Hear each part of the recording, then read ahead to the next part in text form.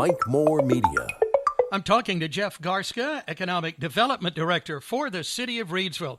Jeff, I know we have some business things to talk about, but first, can we talk about all of these wonderful backdrops you've got in downtown Reidsville? People making some holiday memories. I'm seeing a lot on social media. Mike, well, first of all, it's always good to talk with you. I'm glad you started there because it is by far the biggest thing in town at the moment. Yeah. As we were looking at, how do we, where do we put the tree, the tree lighting, all this kind of stuff. And, our new city manager, Summer Woodard, she had done a lot of what you see down there. The ideas, at least, came from her time in Franklin, North Carolina. Mm-hmm.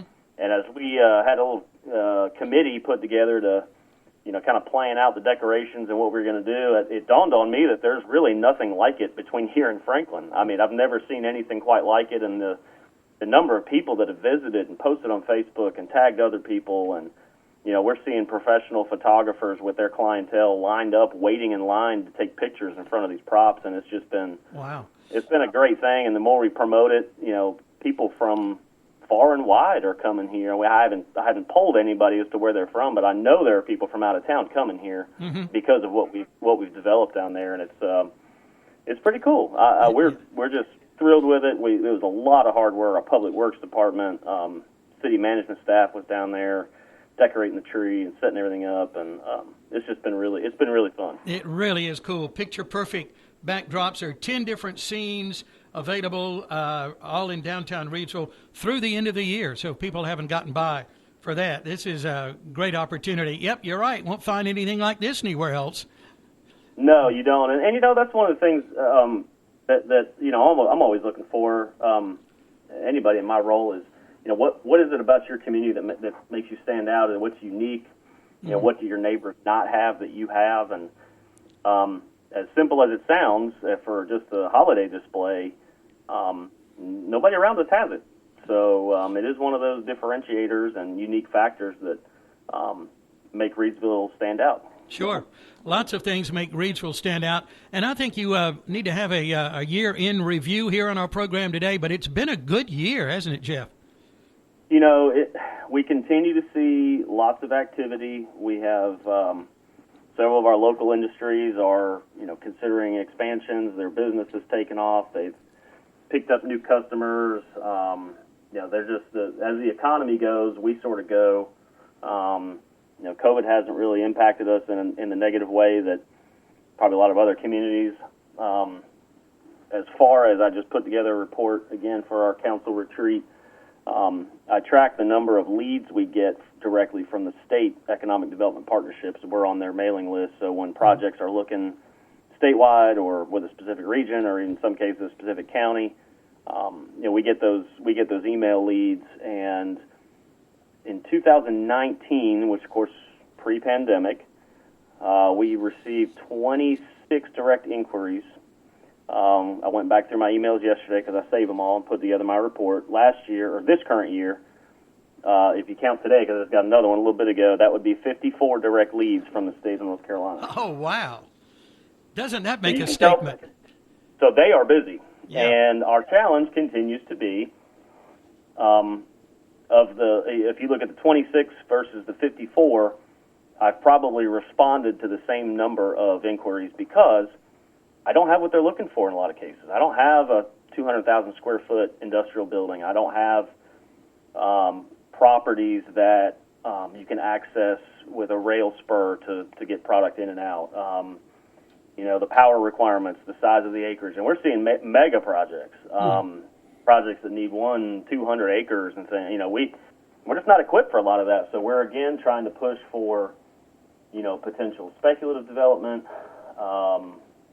We need buildings. We're looking at the possibility of, where's the next piece of land that we want to maybe acquire or option, next to the industrial park, because it's pretty well built out as well.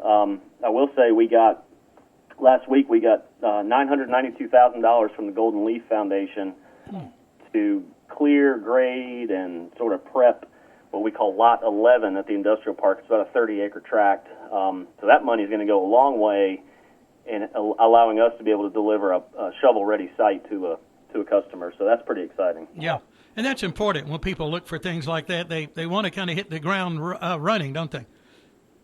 Well, time is literally money. I've talked to colleagues of mine at conferences, and I always go back to one specific example. There was a company that was down to 2 locations, and the planning and zoning and permitting process in one location was about half the time, and that was their decision. That they said, the quicker we can get up and running, the quicker we make and sell our products.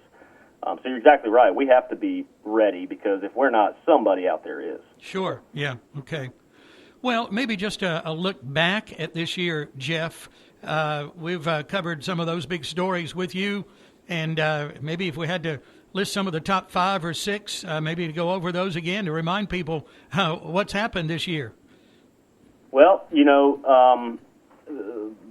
you count 2020 and 2021, we've seen 9 new businesses open downtown, and I think 4 have either closed or moved to a different location within the city. So we've got a net gain of small businesses downtown, which is great. Mm-hmm. We wrapped up our Depot District Master Plan, so we're kind of in a pattern now where we're figuring out where does the city put its limited resources in partnering with private investment.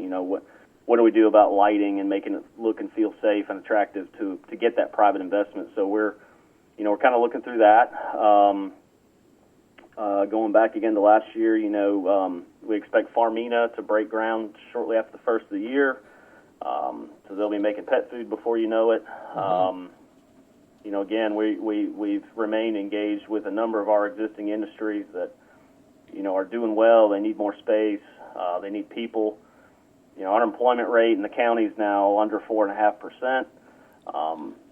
And combine that with the lack of industrial properties that we have, that has allowed us to adapt and shift our focus to other areas of development like residential, retail, multifamily residential, all those kind of things that complement industry growth. So it's not that we don't want or need more jobs. We're always in the game for that, but we've got so many other areas to develop that will continue to diversify the economy. Our largest taxpayer, used to be American Tobacco, is 25% of the city's tax base. Now our largest taxpayer is only about 3 or 4%. So you can see over the years how we've spread out the tax base rather than just putting all the eggs in one basket like so many communities have had to do. Mm-hmm. Yeah. And we've really seen that everywhere, haven't we, Jeff? Yeah, absolutely. It's just you look around at Freeway Drive and out there at the new Tractor Supply store and the renovated bowling alley to Harbor Freight. Those kind of investments all over the city are taking place, and it's again it grows the economy in a way that we're not just relying on 1 or 2 industries that you're just waiting to shut down one day. So we're in a good place. Yeah, you're right about that. Okay.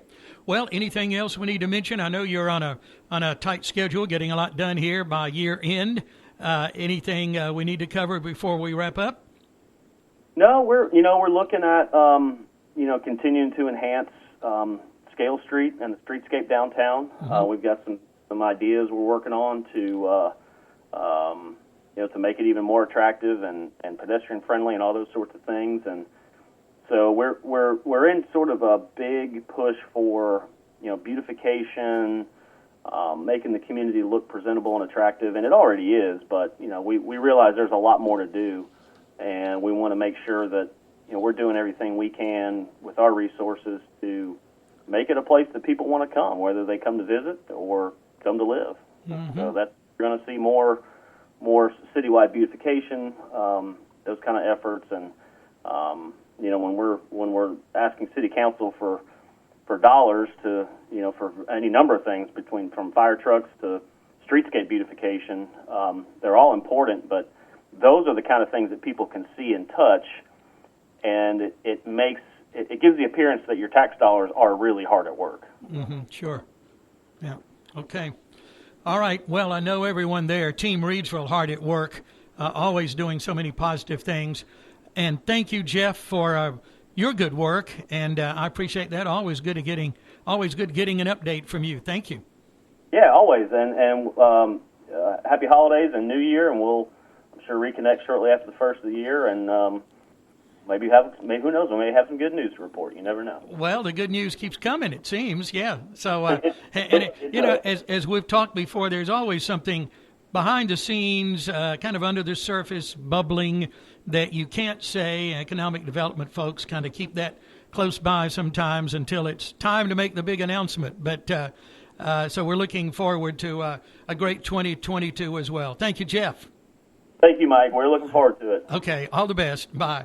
All right, I check in there with Jeff Garstka with the City of Reidsville. He is Economic Development Director.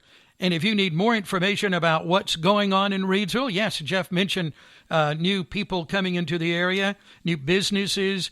If you're interested in finding out what's happening and some more reasons to make Reidsville your home or a place to locate a business, you can find it at rocketinreidsville.com. And a reminder to shop local, support our hometown businesses.